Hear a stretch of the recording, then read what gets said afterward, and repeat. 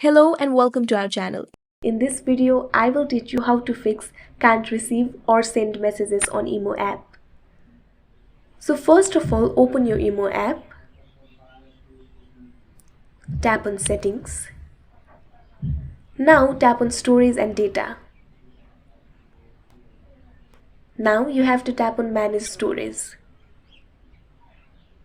Tap clear. Tap on clear again from bottom.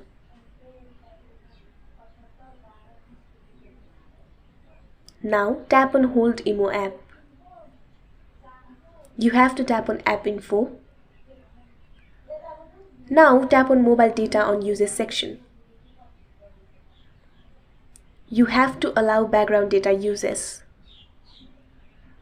Make sure to check your internet connection, and if you're having issues regarding Wi-Fi, then make sure to reset your router. And if you have unstable internet connection, then use mobile data. So that's how you do it. I hope you found this video helpful. Make sure to like, share and subscribe to our channel. Thank you for watching.